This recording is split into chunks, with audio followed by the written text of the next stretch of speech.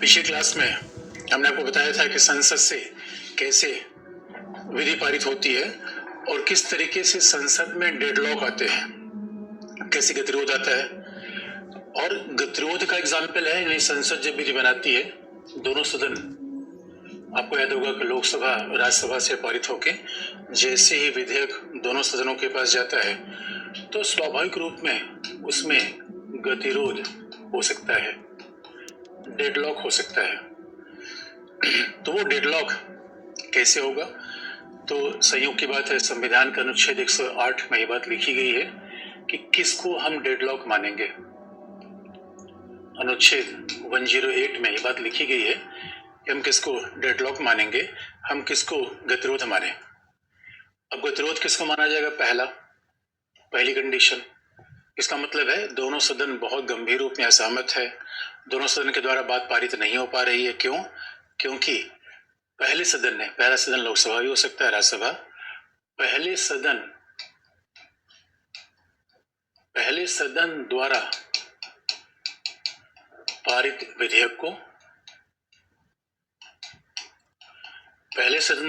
विधेयक को दूसरे सदन ने, यानी पहला सदन का मतलब लोकसभा से राज्यसभा, राज्यसभा से लोकसभा, किसी भी कंडीशन में हो सकता है।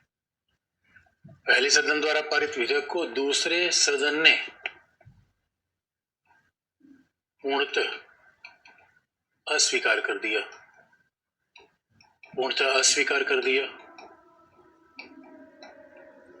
और फिर पहली कंडीशन है, यानी पहले सदन ने विधेयक पारित किया, दूसरे सदन ने कोई संशोधन नहीं बताया, वैसा रिफॉर्म कर लो, उसने आउटराइटली रिजेक्ट कर दिया, अस्वीकार कर दिया। इसका मतलब है कि दोनों सदनों में असहमति बन गई और ये गतिरोध बन गया। असहमति हो लोकतंत्र का एक दोस्तों स्वाभाविक भाग है, और अगर गतिरोध हो जाए, डेडलॉक हो जाए तो बड़ी गंभीर मामले है। अब आप देखेंगे कि दूसरा मामला क्या है कि पहले सदन के द्वारा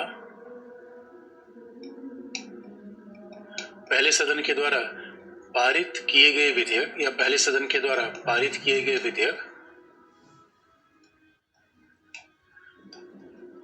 विधेयक पर दूसरे सदन के संशोधन से पहला सदन सहमत नहीं है।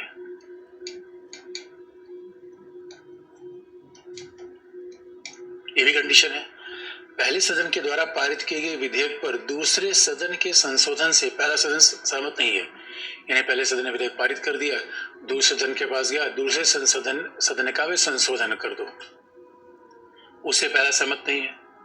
यानी लोकसभा ने पारित किया, राज्यसभा के पास गया, राज्यसभा ने संशोधन कर दिया, तो जो पहला सदन कह रहा है कि नहीं भाई, संशोधन को हम नहीं मानेंगे, तो यह भी डेडलॉक माना जाएगा।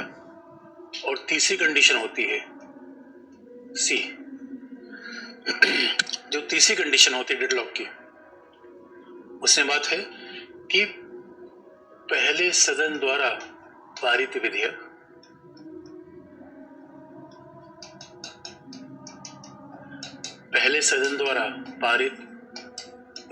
पर दूसरा सदन 6 महीने तक कोई विचार न करे।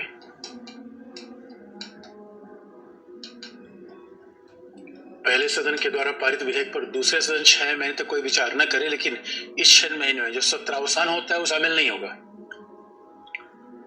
आप याद रखो, इस 6 महीने में जैसे 2 सत्र के बीच का जो अवकाश होता है, छुट्टी होती है, उसे कहते हैं सत्रावसान, यानी सत्र का समाप्ति। इसका मतलब बजट सेशन पारित हो गया, तो उसके बाद जब मानसून आएगा तो बीच का इंटरवल होता है वो सत्रावसान है। तो पहले सदन के द्वारा पारित विधेयक पर दूसरा सदन 6 महीने तक कोई विचार न करे, तब क्या माना जाएगा कि ये डेडलॉक है, क्योंकि उस 6 महीने में सत्रावसान का समय शामिल नहीं होगा। इन 6 महीने में वो 6 महीने जिसमें सदन चला है, या सत्रावसान ही नहीं, बल्कि वैसा कोई भी प्रावधान 6 महीने में शामिल नहीं होगा जिसमें सदन 4 दिन या उससे ज्यादा स्थगित रही हो। तो आप याद रखो, जब सदन चलता है तो सैटरडे संडे सदन वैसे कार्यवाही बंद होती है, सैटरडे संडे छुट्टी होती है, तो 6 महीने में सैटरडे संडे गिना जाएगा। लेकिन ऐसा कोई छुट्टी, ऐसा कोई अवसान या अंतराल जहां 4 दिन से ज्यादा का अंतराल हो, तो वो 6 महीने के भीतर शामिल नहीं होगा। तो ये 3 कंडीशन है जहां सदन में डेडलॉक हो जाएगा, जहां सदन में अपने आप में गतिरोध हो जाएगा। और याद रखना दोस्तों, जब संसद कोई विधि पारित करती है, तो संसद का मतलब क्या है? जहां गिव एंड टेक हो। भाई पार्लियामेंट का मतलब क्या है? जहां पे लोकतंत्र का मतलब ही होता है लेन देन। भाई थोड़ा हम आगे, आप आगे हटिए, हम पीछे हटे, इसी गिव टेक से सिद्धांत से चलता है। आपको याद दिलाए दोस्तों, राजनीतिक समझौते में गिव एंड टेक होता है। गिव एंड टेक का मतलब है कि संबंध तब नहीं बन पाएगा जब आप कहोगे कि नहीं नहीं, हम तो अपने बात से एक भी रत्ती पीछे नहीं हटेंगे। इसलिए आप देखोगे बहुत सारे राजनीतिक दलों के बीच में जब चुनाव आता है तो सीटों के समझौते होते हैं। तो पॉलिटिकली क्या होता है? भाई आगे पीछे लोग हो जाते हैं। पहले दल डिमांड करेगा हमें 20 सीट चाहिए, फिर क्या, चलो भाई 19 सीट से काम चल जाएगा। दोस्तों ये पॉलिटिक्स से बड़ी जीवन में सीखने की बात है, जीवन में अड़ने की बात नहीं होती। यानी एक बीच का पॉइंट दे दीजिए, यानी कुछ दूसरे को छूट दीजिए, कुछ आप भी छूट लीजिए। इसे लोकसभा और राज्यसभा के बीच में ये कंडीशन बहुत ही अपवादिक है, रेयर है, सामान्यतः नहीं होती। क्योंकि दो भाई पॉलिटिक्स में तो ठीक है, आपने भी कहा वो भी ठीक है, हमने कहा वो भी ठीक है। इसका मतलब बीच का रास्ता हम लेकर आते हैं, दोनों की बातों को आंशिक रूप में स्वीकार कर लिया जाए। हम बीच के रास्ते पर आएंगे, बजाय कि कह दे कि नहीं नहीं हम आपकी बात स्वीकार ही नहीं करेंगे, आपने तो एकदम से अनावश्यक बात कही है।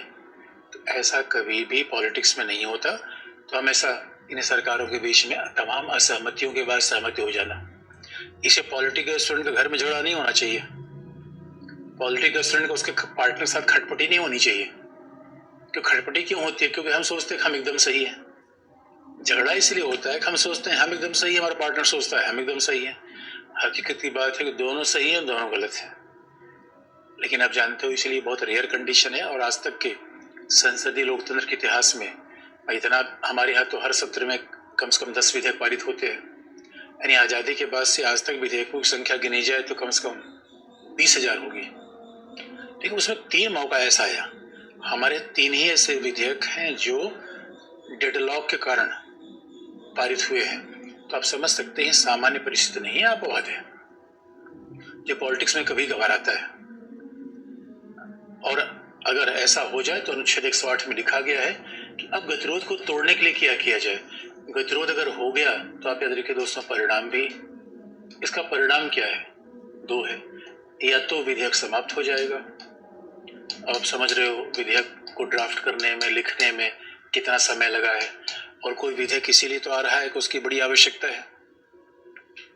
भाई साइबर क्राइम को रोकने के लिए कोई विधेयक हमेशा लाना चाहते हैं कि स्वाभाविक तौर पर साइबर क्राइम ना हो, क्योंकि बिना विधि के समाज चल नहीं पाता। तो विधि समाप्त हो जाएगा क्योंकि सरकार, अब कृषि विधेयक को सरकार लाना चाहती थी, तो स्वाभाविक रूप में वो सरकार की आवश्यकता थी। अभी आप देख रहे हो आधार कार्ड लाया गया। कोई विधेयक सरकार को चलाने के लिए बड़ा जरूरी होता है, क्योंकि बिना विधि के हमारा देश चलता नहीं। तो विधेयक समाप्त हो जाए ये भी अब बात अच्छी नहीं है। और दूसरा एक ऑप्शन है उसका, संयुक्त बैठक हो जाए, ज्वाइंट सेशन हो जाए। आप याद रखो दोस्तों, संयुक्त बैठक अलग है। हमारे कई बार ऐसा होता है, कि जब 2 सदन की बैठक, जैसे कि पहला सदन होता है वर्ष का पहला बैठक, उसमें राष्ट्रपति दोनों सदनों की बैठक को संयुक्त रूप में संबोधित करता है। वो सेंट्रल हॉल है जहां वो संयुक्त रूप में संबोधित करेगा। लेकिन आपको याद दिला दें, ये संयुक्त बैठक नहीं है, ये ज्वाइंट सेशन नहीं है, ये क्या है? असेंबलिंग टुगेदर है, ये समवेत बैठक है। नहीं तो हमारे यहाँ जब भी नई लोकसभा आती है तो लोकसभा राज्यसभा साथ बैठते हैं। जब भी हमारे यहाँ नया वर्ष आता है तो ये असेंबलिंग टुगेदर है, दोनों सदनों का समवेत बैठना। ये ज्वाइंट सिटिंग नहीं है। ज्वाइंट सिटिंग हमारे यहाँ 3 ही बार हमारे यहाँ विधेयक ज्वाइंट सिटिंग से पारित हो पाए हैं। तो ये ऑप्शन है फिर ज्वाइंट सिटिंग का, तो अगर विधेयक को समाप्त करना हो दूसरा ऑप्शन हम लगा लेते हैं। तो ज्वाइंट सिटिंग में कैसे विधेयक पारित होता है, कैसे कितना विधेयक पारित हुआ, तो अनुच्छेद 108 में संयुक्त विधेयक की बात लिखी गई है। तो संयुक्त बैठक की बात लिखी गई है, तो आप जानते हो संयुक्त बैठक कौन बुलाएगा? स्वाभाविक तौर पर राष्ट्रपति। संयुक्त बैठक बुलाने का अधिकार राष्ट्रपति को है, तो राष्ट्रपति संयुक्त बैठक बुलाएगा। अब बड़ी ध्यान देने की बात है कि जो राष्ट्रपति संयुक्त बैठक बुलाएगा, तो राष्ट्रपति जब संयुक्त बैठक बुला लेगा तो सवाल है, जब राष्ट्रपति के द्वारा संयुक्त बैठक बुलाई जाएगी तब उसकी अध्यक्षता कौन करेगा? ये सारी बातें लोकसभा नियमों में लिख दी गई। दोस्तों देखिए, अनुच्छेद 108 में सब बात नहीं लिखी जा सकती। ये बात लिखा गया है, संयुक्त बैठक राष्ट्रपति आहूत करेगा। आहूत करने मतलब बुलाना। हमारे संविधान में बड़ी विशुद्ध भाषा का प्रयोग किया गया है, संयुक्त बैठक बुलाएगा राष्ट्रपति। अब राष्ट्रपति संयुक्त बैठक बुला देगा तो आप जानते हो उसके बाद की प्रक्रिया स्पीकर ही तय करता है, और उसके बाद हमारे लोकसभा नियमों में लिख दिया गया है। उसके बाद संविधान नहीं कुछ कहता। राष्ट्रपति ने बुला लिया, भैया चलो लोकसभा राज्यसभा दोनों साथ बैठ जाओ। जब साथ बैठा जाएगा तो उसके बाद लोकसभा नियम में ये प्रक्रिया दी गई है कैसे कार्यवाही चलेगी। तो लोकसभा नियम में कहा गया है कि इस संयुक्त बैठक की अध्यक्षता कौन करेगा? स्पीकर। कि भाई राज्यसभा लोकसभा दोनों साथ बैठ रहे हैं, तो दोनों साथ बैठने पर उसको हेड करेगा स्पीकर। स्पीकर न हो तो लोकसभा का उपाध्यक्ष।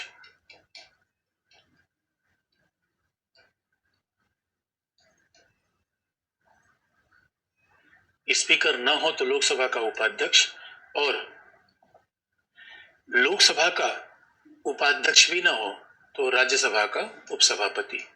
यानी बात ध्यान में रखने की है कि राज्यसभा का सभापति नहीं, ये संयुक्त बैठक की अध्यक्षता करेंगे।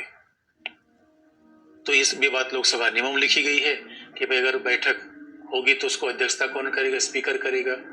फिर उसके नीचे लोकसभा का उपाध्यक्ष आएगा, वो भी ना हो तो राज्यसभा का उपसभापति होगा।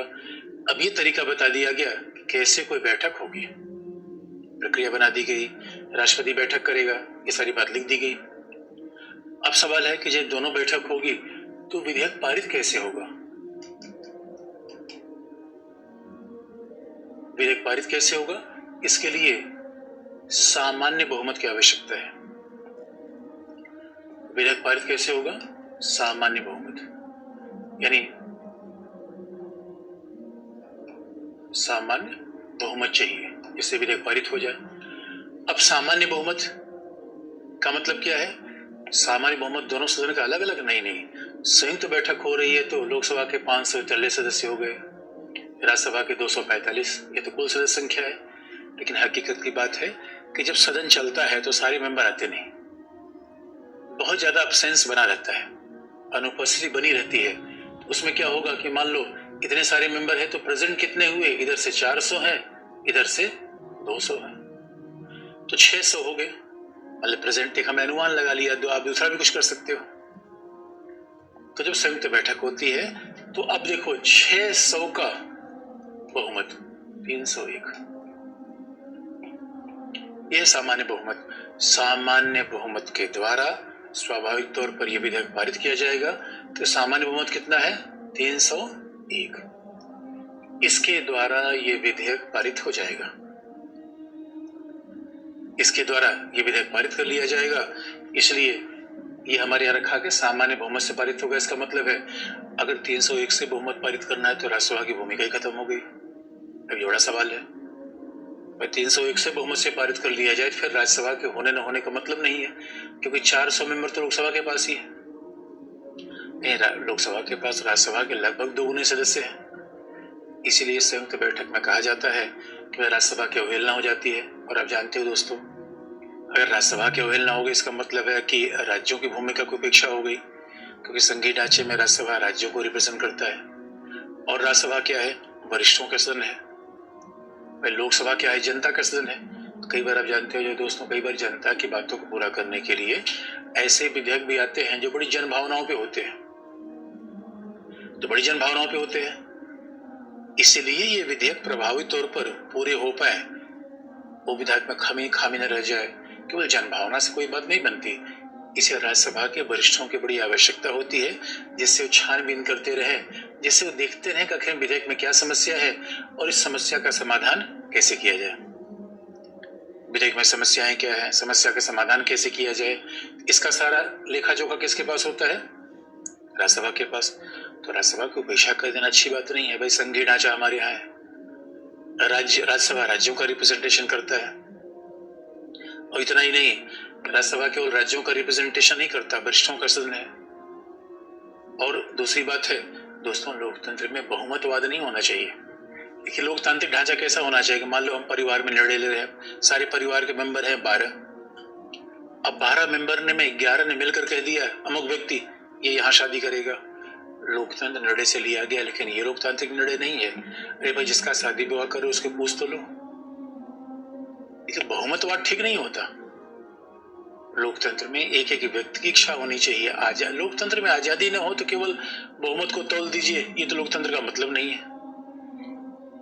लोकतंत्र के थोड़े मतलब है कि बहुमत की बात हो जाए, एक एक व्यक्ति आजादी की बात रहे।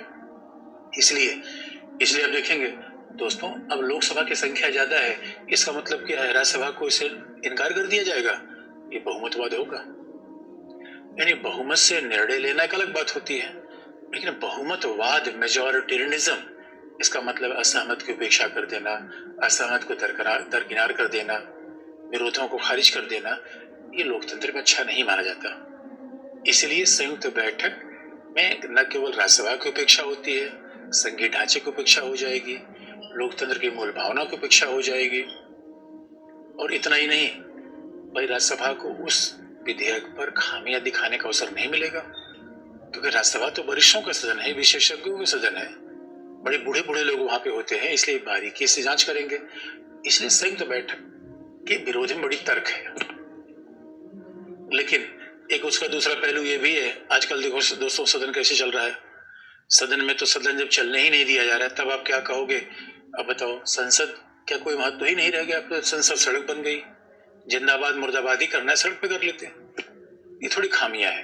लेकिन अभी तक कितने विधेयक हैं जो संयुक्त बैठक के द्वारा पारित किए गए? उसमें है 1961 में दहेज विरोधी अधिनियम,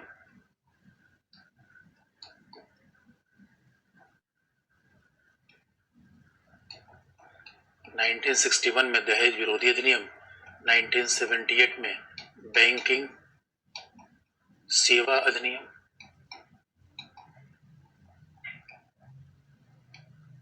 बैंकिंग सेवा अधिनियम, और 2002 में आतंकवाद विरोधी अधिनियम।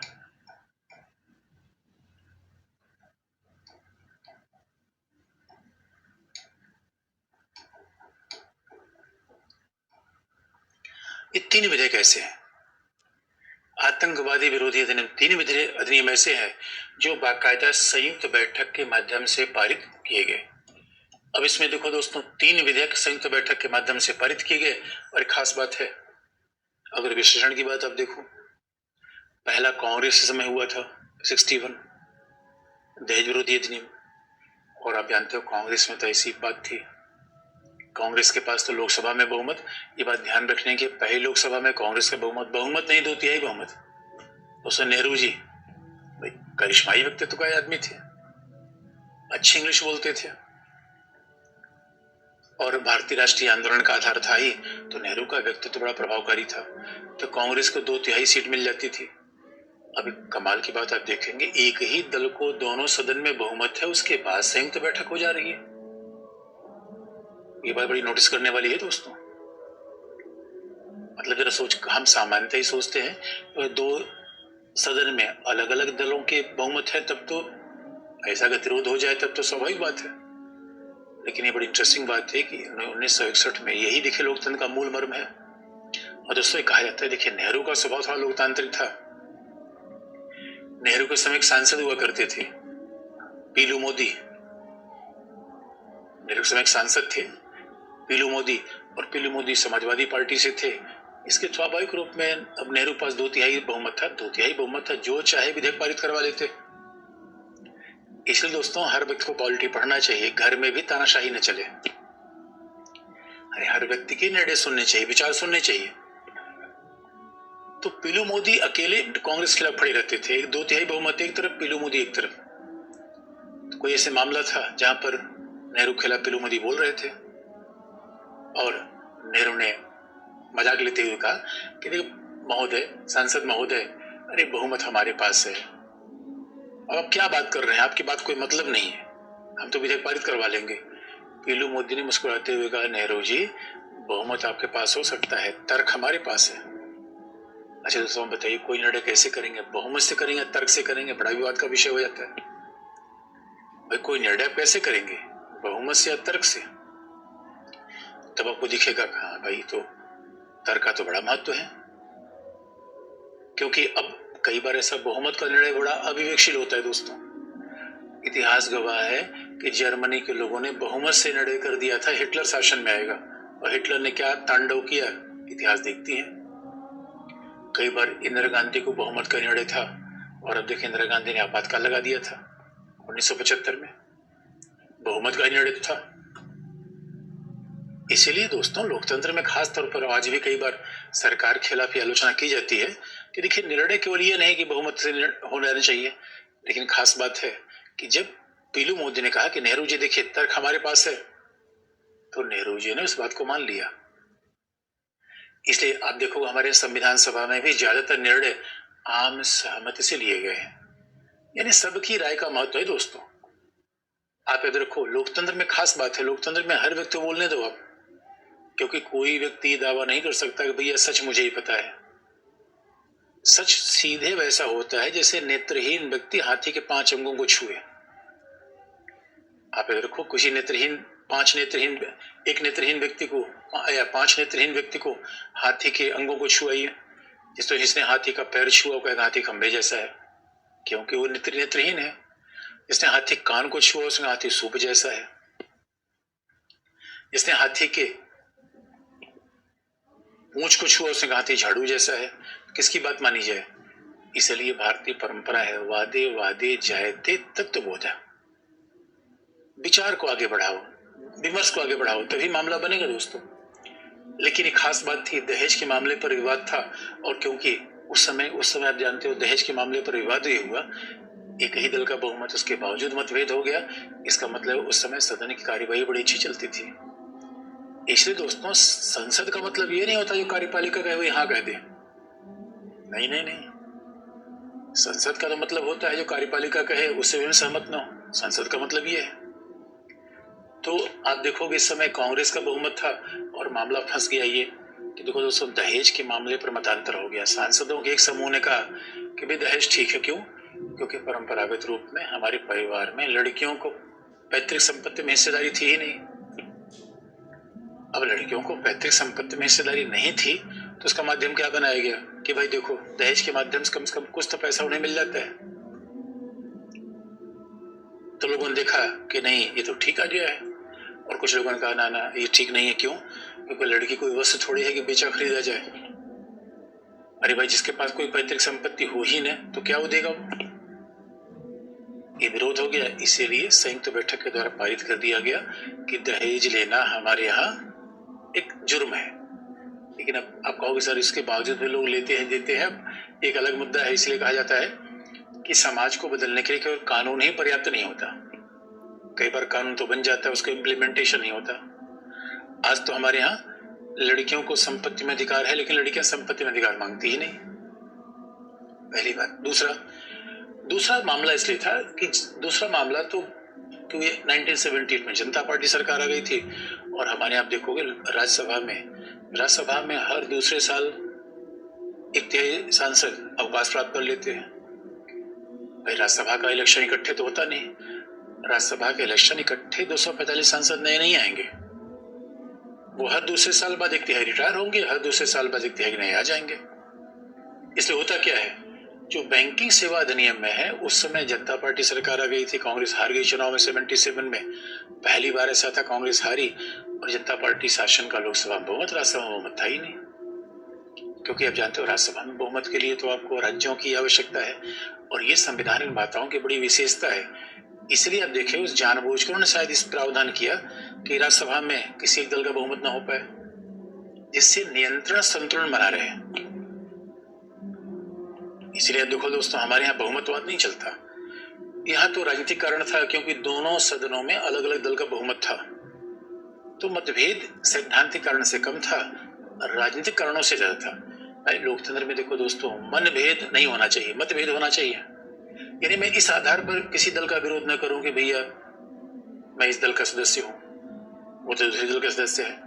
अगर दूसरे दल ने कोई अच्छा विचार रखा है फिर तो हमें भी समर्थन करना चाहिए, लेकिन हमारे यहाँ लोकतंत्र में ऐसा नहीं होता। मतलब हमारे यहाँ लोकतंत्र में तो होता है विपक्षी दल हमेशा सत्ता पक्ष का विरोध करेगा, सत्ता पक्ष विपक्षी का विरोध करेगा, वो चाहे अच्छी बात कहे चाहे बुरी बात कहे। और दूसरा, आप देखो 2002 का समय था, अटल बिहारी वाजपेयी की सरकार थी, और दिसंबर 2001 के बाद ऐसा हुआ कि भारत में आतंकवादी हमला हुआ। अब उसके लिए आतंकवाद को नियंत्रित करने के लिए कड़े कानून की आवश्यकता थी। तो अटल बिहारी वाजपेयी सरकार कानून लाना चाहती थी, लेकिन अटल बिहारी वाजपेयी सरकार के साथ समस्या आई थी कि न तो उनके पास लोकसभा में बहुमत था, न राज्यसभा में बहुमत था। अब जानते हो दोस्तों, गठबंधन सरकार थी। गठबंधन का मतलब होता है कि अनेक दल, 24 दल सरकार को चला रहे थे। तो ऐसे में तो, और बीजेपी को लगभग 186 सीटें थी। अब बाकी सहयोगियों के सहारे के बिना आप कोई विधेयक पारित नहीं करा पाएंगे, लेकिन लोकसभा में जुगाड़ उगाड़ करके बहुमत बन जाता था, राज्यसभा में भी आफत होती थी। इसलिए ये भी संयुक्त बैठक पारित कराने का होने का मूल कारण राजनीतिक था। इस दोस्तों, संयुक्त बैठक में जब एग्जाम्पल आता है तो 1961 घटना सबसे महत्वपूर्ण उसका एग्जाम्पल होता है। 1961 में जो बात हुई वो शायद उसके पहले नहीं हुई थी, उसके बाद भी नहीं हुई। तो ये 3 विधेयक थे जो संयुक्त बैठक से पारित कराए गए। और आप जानते हैं जब विधेयक पारित हो जाता है तो राष्ट्रपति को दिया जाएगा। राष्ट्रपति के पास क्या विकल्प होंगे हम कार्यपालिका में उसको अलग से बता देंगे, लेकिन जब विधेयक पर राष्ट्रपति हस्ताक्षर कर देता है तब माना जाता है उसी दिन से विधेयक बन जाता है अधिनियम। तो उसी दिन से विधेयक अधिनियम बन जाएगा। उसके बाद यानी बात की ध्यान रखने की है कि विधेयक पर मंत्री का हस्ताक्षर नहीं होता, किसी विधेयक पर राष्ट्रपति का ही हस्ताक्षर होता है, मंत्री का हस्ताक्षर नहीं होता। राष्ट्रपति का हस्ताक्षर होगा और माना जाएगा जिस दिन हस्ताक्षर होगा उसी दिन से माना जाएगा विधि का निर्माण होगा। विधि का निर्माण हो गया। अब विधि का निर्माण हो गया तो फिर वो लागू कैसे होगी? उसके बाद भारत के राजपत्र में उसको प्रकाशित किया जाएगा, जहां अशोक चिन्ह बना होगा। नहीं, भारत का राजपत्र ऐसा नहीं कोई विशेष पेपर होगा, उसके लिए कोई ऐसा कोई सिल्वर वगैरह पेपर नहीं होता, यही पेपर होता है। बस उसे भारत के राजपत्र का बाकायदा अशोक चिन्ह लगा छपा होता है और उसी पर सिग्नेचर हो गया राष्ट्रपति का। तो आम जनता को पता चल गया ये विधेयक बन गया। इसे कहते हैं अधिसूचना। विधेयक पारित हो गया तो संसद ने पारित कर लिया, हमें कहाँ पता चला? तो आम जनता को कैसे सूचित किया जाएगा कि भारत सरकार के गजट में, पत्र में इसे प्रकाशित कर दिया जाएगा। तो ये भारत में है सामान्य विधि के निर्माण की प्रक्रिया।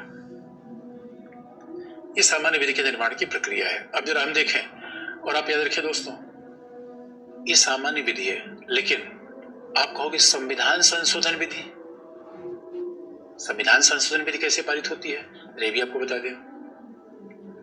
तो ध्यान में रखने की बात है, कई बार कंफ्यूजन हो जाता है दोस्तों। सामान्य विधि में भी संशोधन होता है। संशोधन मतलब बदलाव।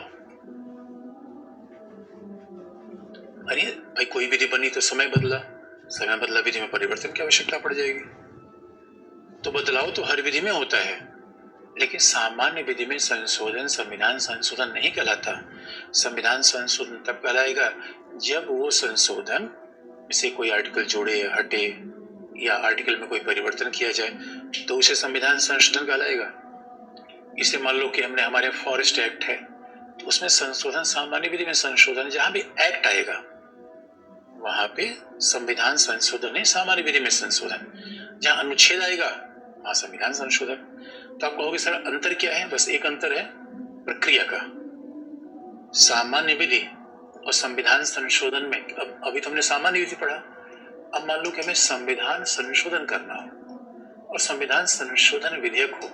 बस दोस्तों याद रखना, यहां मैं आपको अनुच्छेद 368 नहीं बता रहा हूं, यहां मैं आपको आर्टिकल 368 नहीं बता रहा हूं।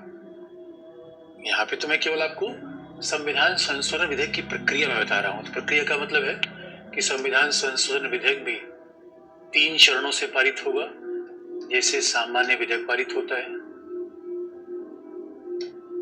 ये भी 3 चरणों से, प्रथम वाचन, द्वितीय वाचन, तृतीय वाचन, ये भी बकायदा 3 चरणों से पारित होगा, सीधा वैसे जैसे कि सामान्य विधेयक पारित किया जाता है। तो ये तो एकदम सामान्य विधेयक जैसा है, बस फर्क कहां पे आता है कि सामान्य विधेयक में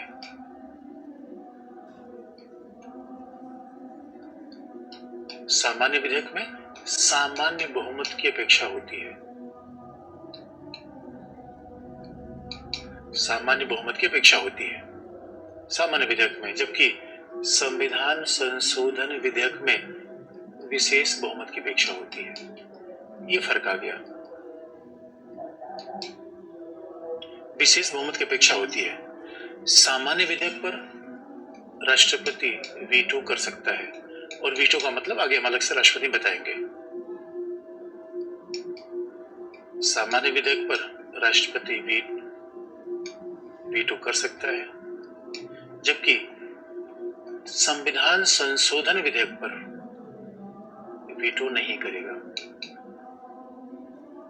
वीटो बस याद दिला दें आपको, आगे हम बताएंगे वीटो का एग्जाम्पल। और सामान्य विधेयक पर जैसा आपने देखा, संयुक्त अधिवेशन हो सकता है। सामान्य विधेयक पर संयुक्त बैठक हो सकती है, लेकिन संविधान संशोधन विधेयक पर संयुक्त बैठक नहीं होगी। यानी दोनों सदनों को अलग अलग पारित करना पड़ेगा। और दोस्तों कारण यह है कि जानते हो हमारे संघीय शासन है और हर चीज का तर्क है संविधान में। ये बड़ी खास बात है दोस्तों।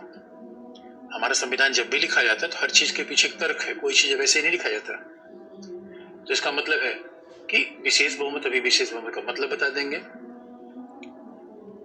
ये सामान्य विधेयक है, ये संविधान संशोधन विधेयक है, दोनों प्रक्रिया में अंतर आ गया। यानी वही संसद है जब सामान्य विधि का निर्माण करती है तो ये संसद की विधायी शक्ति है।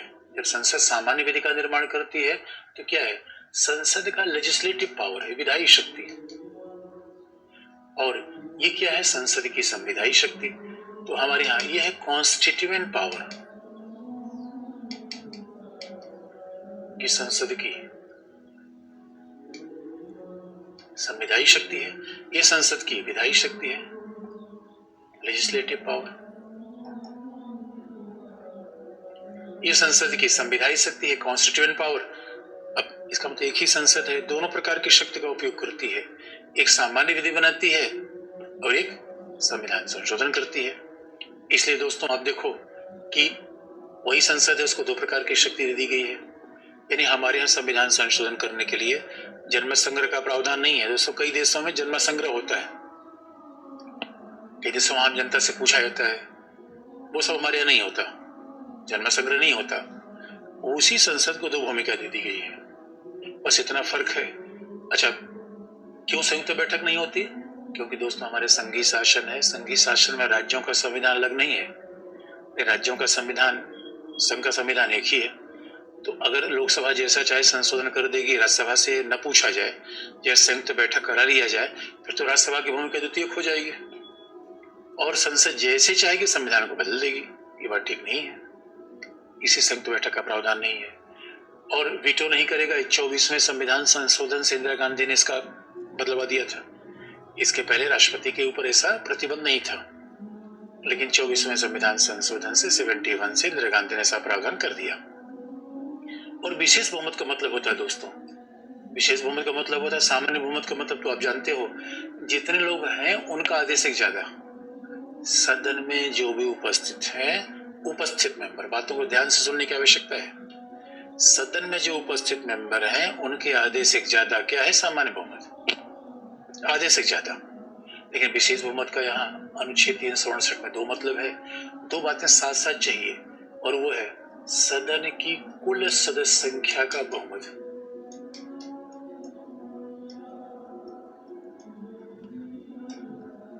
सदन की कुल सदस्य संख्या का बहुमत, ये बात खास तौर पे ध्यान देने की है। सदन की कुल सदस्य संख्या का बहुमत, इसका मतलब है जितने भी सदन की संख्या है उनका आधे से एक ज्यादा।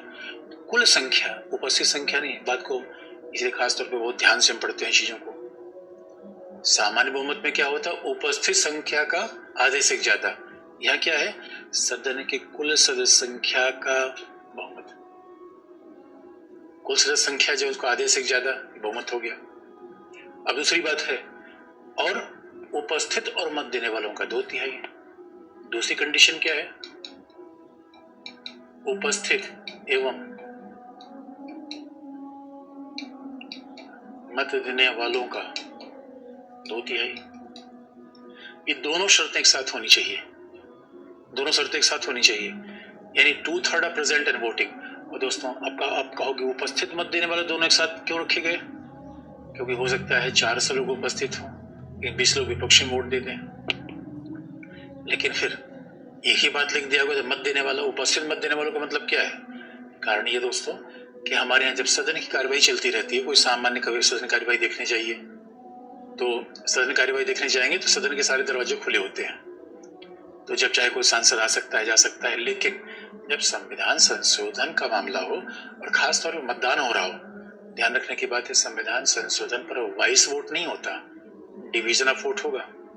आपने देखा होगा जहां सामान्य बहुमत है वहां स्पीकर पूछ लेता है यस या नो, कि बच्चों बताओ यस या नो। लेकिन जहां डिवीजन मत विभाजन होगा वहां बाकायदा वोटिंग मशीन यूज की जाएगी और सांसद प्रेस करेगा और नंबर दिख जाएगा, कितने लोग पक्ष में, कितने लोग विपक्ष में, कितने लोग पक्ष में, कितने विपक्ष में। इसलिए कहा जाता है कि जब जैसे वोटिंग होगी, क्योंकि संसद में बहुत भारी विजिटर भी आते हैं, दर्शक भी आते हैं हमारे आप जैसे, जो सांसद नहीं सदन कार्यवाही देखना चाहते हैं, सदन में पत्रकार भी बैठे होते हैं, इन सबको खाली कराया जाता है। सदन में अगर वोटिंग कराना है, डिवीजन ऑफ वोट करवाना है, इसलिए डिवीजन ऑफ वोट एक कड़ा प्रोसेस है। जब वॉइस वोट के समय नहीं, वॉइस वोट के समय दर्शक भी रहेगा, पत्रकार भी रहेगा, तो उनको खाली कराया जाएगा, उसके बाद वोटिंग होगी। इसलिए कहा जाएगा कि वोटिंग के समय बाहर से कोई सांसद आके वोट नहीं कर सकता, क्योंकि दरवाजे बंद हो जाएंगे। जबकि सामान्य कार्यवाही में तो कभी भी आप अंदर बाहर कर सकते हैं। इसलिए कहा गया जो उपस्थित होंगे वोट वही करेंगे। तो दोनों का मतलब है, सदन की कुल सदस्य संख्या के बहुमत का मतलब है कि लोकसभा में 543 का बहुमत और राज्यसभा में 245 का बहुमत। यही तो बहुमत का मतलब है कि लोकसभा में 543 का, राज्यसभा में 243 का बहुमत चाहिए। और जब कहते हैं उपस्थित और मत देने वालों को 2/3, तो मान लो दोस्तों, अगर मान लो कि हमारे सदन में, लोकसभा में 180 लोग उपस्थित हैं, 180 का 2/3 कर लो, कितना आएगा, 120। 180 के 2/3 उपस्थित और मत देने वाले 180 लोग हैं। मान लो 200 लोग हैं, 20 लोगों ने विपक्ष में वोट दिया, 180 लोगों ने पक्ष में वोट दिया। 120 से ये संविधान संशोधन पारित तो नहीं होगा, क्योंकि पहली शर्त पूरी नहीं हो रही है। अब ध्यान रखने की है, अगर केवल दूसरी ही शर्त होती तब तो बड़ा आसान होता कि भाई ठीक है 180 लोग हैं, 2/3 बहुमत करके 120 हो गया। और इसलिए अगर आपको याद होगा, फिर से कंपेयर कर लेना तो बच्चों, अनुच्छेद 249 में हमने बताया था, केवल अनुच्छेद 249 में जहां राष्ट्रीय हितों का मसला था वहां हमने बताया था सदन में उपस्थित और मत देने वालों का 2/3, केवल एक ही बात थी वहां पे, ये आसान होती। अगर केवल ये होता तब तो आसान होती, विधेयक पारित हो जाता, लेकिन पहली शर्त भी पूरी करनी है। इसका मतलब है कि लोकसभा में कम से कम आपको 272 सीट चाहिए और राज्यसभा में कम से कम आपको कितना चाहिए, 123। ये तो कम से कम चाहिए आपको। और यहाँ लोकसभा में भाई सदन की कुल सदस्य संख्या बहुमत का मतलब है लोकसभा में 543 का बहुमत 272, राज्यसभा में 245 का बहुमत 123, इतना तो कम से कम चाहिए। इसलिए ये दूसरी शर्त पूरी, पहली शर्त पूरी करे, ये नहीं हो पा रहा है। इसका मतलब लोकसभा में संख्या में कम से कम 272 ज्यादा चाहिए, राज्यसभा में कम से कम 123 ज्यादा चाहिए। दोनों सदन में विधेयक अलग अलग पारित होना चाहिए, ज्वाइंट सेशन हो नहीं सकता। इसलिए मान लो कि अब लोकसभा में, मान लो कि लोकसभा में 480 मेंबर बैठे, 500 बैठे, 20 लोगों ने विपक्ष में वोट किया, तो अब कितना होगा? 480 का 2/3, ये होगा 320। अब 320 272 ज्यादा है, अब ये लोकसभा में पारित हो जाएगा। ठीक वैसे राज्यसभा में भी करना पड़ेगा। यानी बात ध्यान देने की है, संविधान संशोधन के लिए कठोर बहुमत चाहिए, जो सामान्य बहुमत जैसा नहीं है। भाई सामान्य बहुमत का मतलब है लोकसभा में 100 लोग भी हैं और 51 लोगों ने समर्थन कर दिया तो सामान्य विधेयक पारित। ये तो हाल सामान्य विधेयक के बारे में ये वाला है। इसलिए कहा भी जाता है कि भारत में जो संविधान संशोधन की प्रक्रिया है, और आपको याद दिला दें, अभी मैं बार बार कह रहा हूँ अनुच्छेद 368 नहीं बता रहा हूँ कि अनुच्छेद 368 में संविधान संशोधन के 2 तरीके हैं, 3 तरीके नहीं है, बस याद रखना। कई किताबों में 3 तरीके लिखा गया है, तो हम 368 बाद बता देंगे। बस ये बता रहे हैं कि सामान्य विधेयक पारित करने की प्रक्रिया संविधान संशोधन विधेयक पारित करने की प्रक्रिया में काफी हद तक एक जैसी बात है, क्योंकि तीनों चरणों से होकर जाएगा, दोनों सदन में जाएगा, पहला वाचन, दूसरा वाचन, तीसरा वाचन बिल्कुल वैसा चलेगा, सारी प्रक्रिया वैसी चलेगी। जहां पे टेक्निकल अंतर किया गया है ये है, यानी जब संसद अपनी संवैधानिक शक्ति का प्रयोग करेगी तो विशेष बहुमत के साथ, जब विधायी शक्ति का प्रयोग करेगी सामान्य बहुमत के साथ। इसलिए हमारे यहाँ संसद विधि का भी निर्माण करती है, संविधान का संशोधन करती है, भाई यही तो संसद काम है। अब जरा देखा जाए संसद का दोस्तों अगला काम, क्योंकि आप याद रखो जब संसद विधि का निर्माण करती है तो इसके बहाने कार्यपालिका पर नकेल लगा देती है, क्योंकि अगर पहली बात आपको याद हो संसदीय शासन की, तो संसद का कार्यपालिका पर नियंत्रण बनाए रखना ये बहुत जरूरी है। संसद का कार्यपालिका पर नियंत्रण बनाए रखना, निगरानी बनाए रखना, ये सबसे महत्वपूर्ण काम है। आप याद रखो अगर संसद ने कठोर विधि का निर्माण कर दिया तो कार्यपालिका के हाथ पांव वैसे बच जाते हैं, क्योंकि कार्यपालिका उसके दायरे के बाहर नहीं जाएगी। भाई संसद ने विधि का निर्माण कर दिया कि मनी लॉन्ड्रिंग एक्ट ऐसा होना चाहिए, तो कार्यपालिका उसके उल्लंघन थोड़ी कर पाएगी। संसद ने कह दिया कि निवारक नजरबंदी कानून ऐसा होना चाहिए, तो कार्यपालिका के ऊपर निगरानी तो होगी। और लेकिन आप जानते हो दोस्तों, एक और भी तरीके संसद कार्यपालिका पर निगरानी रखती है कि संसद के द्वारा जो पैसा खर्च किया जा रहा है उस पर भी जो नियंत्रण हो। भाई संसद जो पैसा खर्च कर रही है, कार्यपालिका जो संसद पैसा खर्च कर रही है, जो कार्यपालिका पैसा खर्च कर रही है, उस पर भी नियंत्रण होना चाहिए दोस्तों। इसे मान लो कहा तो जाता है कई बार बच्चों पर जो पेरेंट्स होते हैं बड़े नियंत्रण का प्रयास करते हैं, तो पेरेंट्स बच्चों पर नियंत्रण कैसे करते हैं? इस समय पे सवाल पूछते रहेंगे बच्चों से, पेरेंट्स कहेंगे कि ये काम किया कि नहीं किया, ये काम किया कि नहीं किया। अब मान लो कि बच्चा शहर में चला गया, पेरेंट्स गांव में बैठा हुआ है, तो अब पेरेंट्स ने पूछा क्या पढ़ाई की, बच्चा पॉलिटी करेगा, पॉलिटी पढ़े, भले घूम रहा है। लेकिन अगर बच्चे ने 5,000 रुपए मांगा और पेरेंट्स ने कहा 3,000 रुपए दूंगा, तो सबसे बड़ा नियंत्रण तो वित्तीय है। जैसे कि कोई पेरेंट्स, बच्चा कह रहा है 10,000 रुपए, 8,000 रुपए दो, पेरेंट्स कहे भाई दुनिया में देखो बच्चे जहां चाहते वहां घूम लो, लेकिन पैसा इससे ज्यादा नहीं मिलेगा। इसलिए संसद के द्वारा कार्यपालिका पर बड़ी जबरदस्त वित्तीय निगरानी भी बनाई जाती है। यानी संसद के द्वारा कार्यपालिका पर निगरानी बनाने के तमाम माध्यम है। उसमें पहला है विधि का निर्माण, अब दूसरा देखेंगे वित्तीय नियंत्रण, फिर तीसरा प्रस्ताव संकल्प। तमाम तरीके हैं जिससे संसद का कार्यपालिका पर नियंत्रण निगरानी हो जाती है। अब जरा देखें अगले तरीके में बात करें। अब जब अगले तरीके की बात की जाए, और वो तरीका क्या है? वित्तीय नियंत्रण। अब संसद कार्यपालिका पर वित्तीय नियंत्रण कैसे करती है, इसके हमें थोड़ा बजट देखना पड़ेगा। वही हाल ही में ये बजट पारित हुआ है, तो संसद का कार्यपालिका पर वित्तीय नियंत्रण, अगला हेडिंग देखेंगे।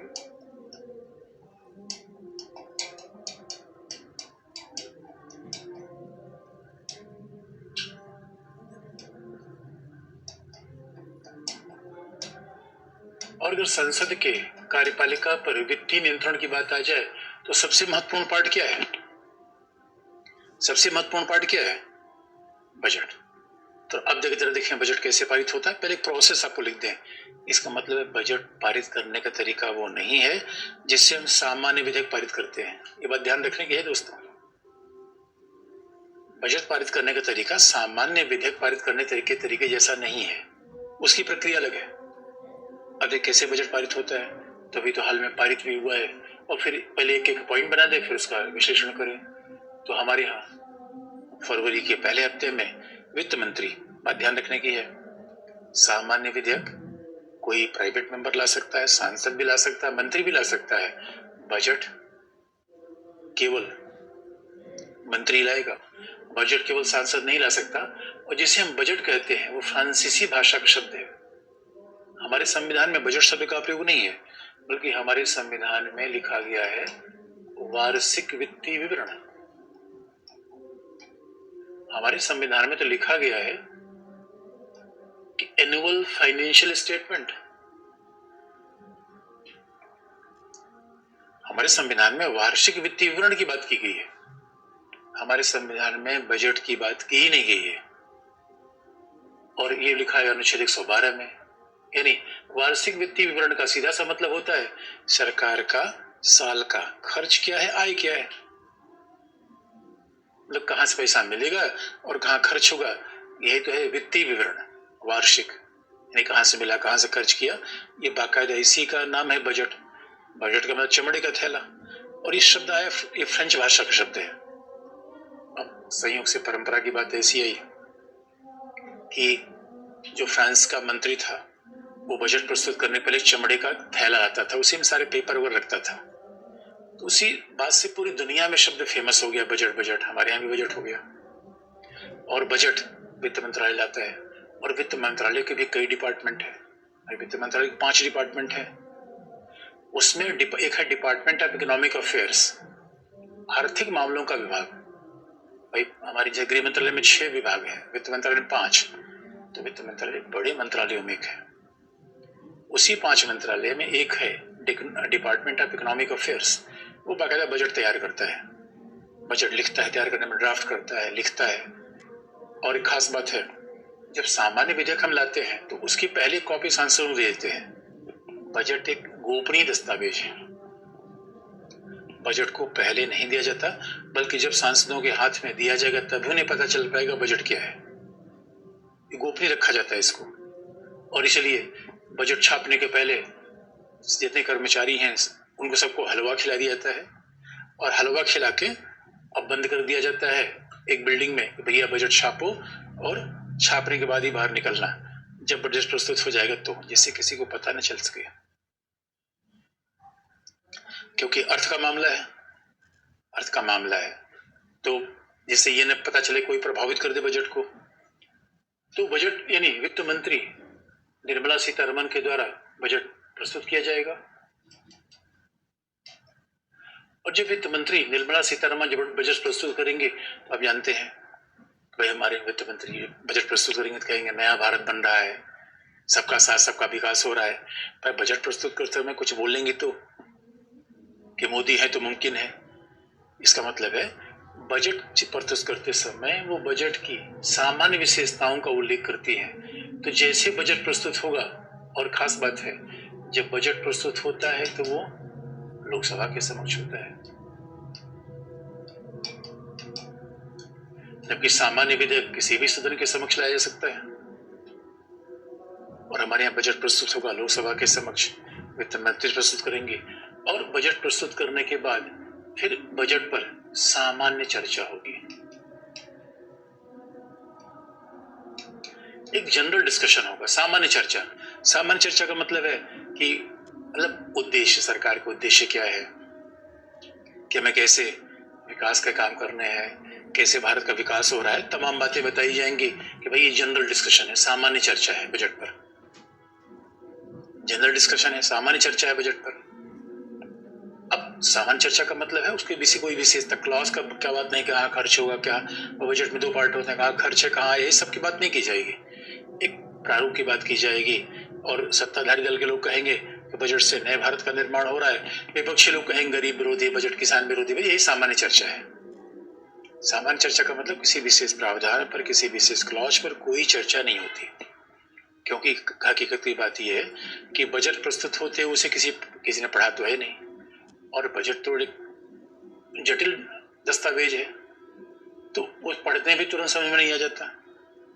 अब सामान्य चर्चा होने के बाद क्या होता है कि आप देखोगे आजकल एक परंपरा है, लोकसभा की बैठक कुछ दिन तक के लिए स्थगित की जाती है, क्योंकि बजट, उसके बाद क्या होता है, बजट विभागीय समितियों को सौंप दिया जाता है, डिपार्टमेंटल कमेटी को सौंप दिया जाता है। भारत में एक नया शब्द आ गया, डिपार्टमेंटल कमेटीज, विभागीय समितियां।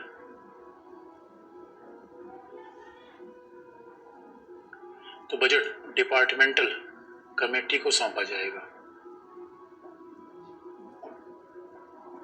अब पूछोगे सर डिपार्टमेंटल कमेटी क्या है, तो ये बात ध्यान रखने की है, ये डिपार्टमेंटल कमेटी मूलतः संसदीय समिति है। जिसे हम डिपार्टमेंटल कमेटी कहते हैं वो संसदीय समिति ही है। तो आप कहोगे सर ये बताओ, जब संसदीय ही समिति है तो संसद का नाम क्यों डिपार्टमेंटल कमेटी रखने का नाम क्या था? क्योंकि तो कोई भारत में नया प्रयोग हुआ, क्योंकि ये मंत्रालयों के, विभिन्न मंत्रालयों के उन विभागों के आय और व्यय की जांच करती है, इसलिए डिपार्टमेंटल कमेटी कहा गया।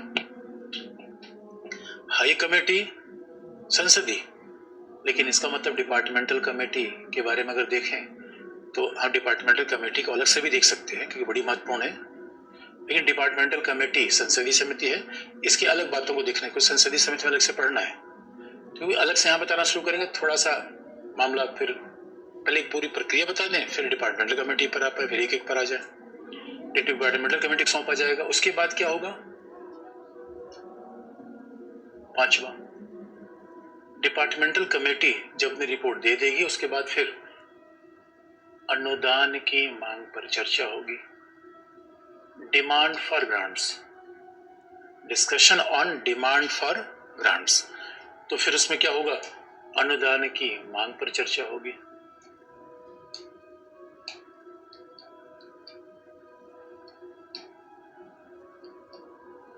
Demand for discussion, demand for grants के बाद डिस्कशन अनुदान की मांग पर चर्चा, और अनुदान की मांग पर चर्चा होगी उसके बाद पहले पूरी प्रक्रिया बता दें, फिर एक एक करके विस्तार कर दें इसका मतलब क्या है, अनुदान की मांग पर चर्चा का मतलब क्या है। उसके बाद क्या होगा कि कई बार तो ऑब्जेक्टिव एग्जाम में पूछ लिया जाता है कि बजट पारित करने की प्रक्रिया क्रम बताइए, तो पहले को पूरा कर दें, अनुदान की मांग पर चर्चा, उसके बाद फिर क्या होगा, विपक्ष कटौती प्रस्ताव ला सकता है, कट मोशन, कटौती प्रस्ताव, और कटौती प्रस्ताव 3 प्रकार के होते हैं, नीतिगत कटौती, पॉलिसी कट, तो पॉलिसी कट, फिर आर्थिक कटौती, सांकेतिक कटौती।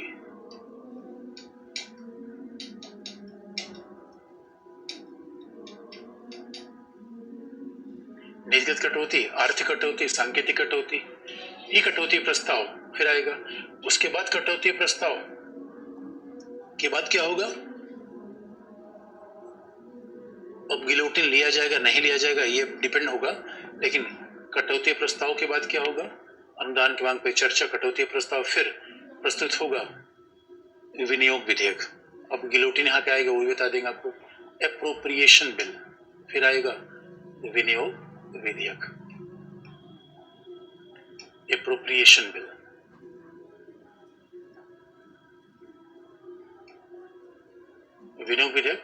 विनियोग विधेयक पारित होने के बाद आएगा वित्त विधेयक, फाइनेंस बिल। ये बात बच्चों ध्यान में रखने की है,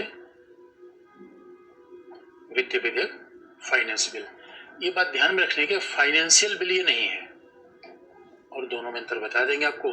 फाइनेंस बिल पारित हो गया, उसके बाद फिर ये जाएगा राष्ट्रपति के पास हस्ताक्षर के लिए, फिर राष्ट्रपति इस पर हस्ताक्षर करेंगे, और ये बात ध्यान में रखने की है कि जब राष्ट्रपति हस्ताक्षर कर देंगे तब विधेयक पारित मान लिया जाएगा। ये पूरा प्रोसेस है, बजट पारित करने का प्रोसेस है। अब इसी में अभी आपने सुना गिलोटिन क्या है, गिलोटिन अभी बीच में मिला देंगे। अब एक एक करके हम बात को आगे बढ़ाएं। ये पूरा प्रोसेस है कि हमारा बजट कैसे पारित होता है, कैसे हमारा बजट आता है, कैसे बजट पारित होगा। इसलिए आप देखो संसद का बड़ा नियंत्रण होता है कार्यपालिका पर, अब एक एक को बताया, उसमें पहला बताएंगे विभागीय समितियां, डिपार्टमेंटल कमेटीज, उसके बाद फिर अनुदान की मांग पे चर्चा। लेकिन इसके पहले आपको ये बता दें कि हमारे यहाँ जो बजट होता है एक साल का है। अगर वार्षिक वित्तीय विवरण ये बजट है तो सवाल है कि साल शुरू कहाँ से होता है, क्योंकि दोस्तों हमारे दो है, एक तो कैलेंडर ईयर हमारे यहाँ आप याद रखो, एक है जो कैलेंडर ईयर होता है 1 जनवरी से लेकर 31 दिसंबर तक, ये हमारे कैलेंडर ईयर है।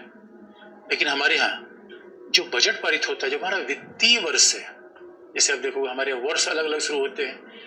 हमारे यहाँ जो व्यापारी बिजनेसमैन है दीपावली से नया वर्ष शुरू करते हैं।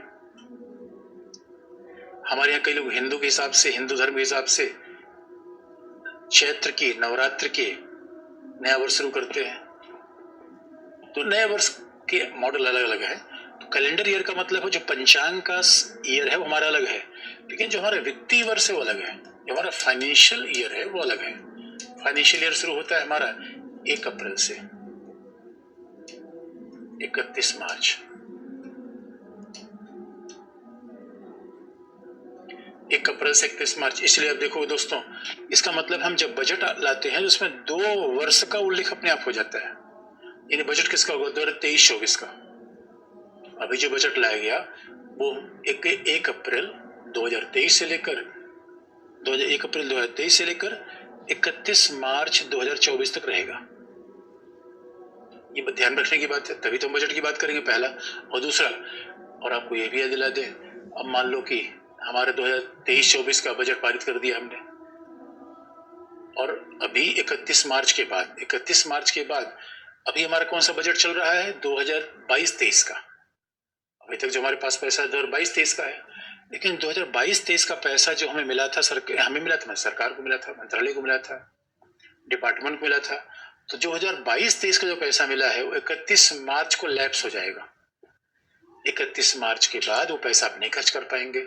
उसके बाद नया बजट का पैसा आएगा, वही सरकारी मंत्रालय और डिपार्टमेंट को मिलेगा। इसलिए आप देखोगे दोस्तों, कभी सरकारी मंत्रालय में जाओ तो कहते हैं मार्च में एकदम मौजे मौजा है। मार्च का महीना, जैसे कि इंग्लिश में कहते हैं मार्च रश, मतलब रश का मतलब है कि मारामारी है पैसा खर्च करने की। क्योंकि डिपार्टमेंट को पता है कि मार्च में पैसा खर्च नहीं कर पाए तो फिर वो रिजर्व बैंक ऑफ इंडिया वापस चला जाएगा, भारत की संचित निधि में चला जाएगा। तो इसलिए कहा जाता है अगर वो पैसा हम 31 मार्च तक नहीं खर्च कर पाए तो क्या हो जाएगा? रूल ऑफ लैप्स कहते हैं, वो व्यपगत हो जाएगा। व्यपगत बड़ा विशुद्ध शब्द है। व्यपगत का मतलब विलुप्त हो जाएगा, समाप्त हो जाएगा। ये रूल ऑफ लैप्स है, व्यपगत हो जाना।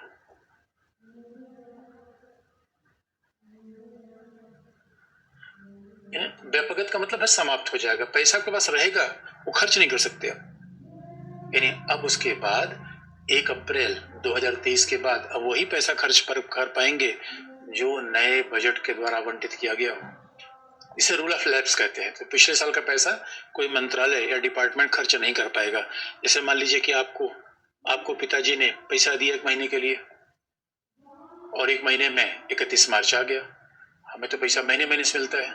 और अब आपको बता दें दोस्तों, जैसे हमारा बजट होता है वैसे सरकार का बजट होता है, बस फर्क है हमें टैक्स नहीं लगाते, सरकार टैक्स लगाती है। अब एक एक बात करने से पहले आपको याद दिला दें, जैसे हमारा बजट है वैसे सरकार का बजट क्यों है? जैसे हमें पैसा मिलता है, हम पैसा खर्च करते हैं, और हम क्या करते हैं? मांगते हैं पैसा। तो हमारा भी आय व्यय होता है, ठीक वैसे ही सरकार खर्चे में हो जाए, दिमाग लगाने की आवश्यकता नहीं। बड़ा सिंपल सा है, लेकिन कैसे इसको समझे तो बाकी कल। आज के लिए इतना ही, धन्यवाद।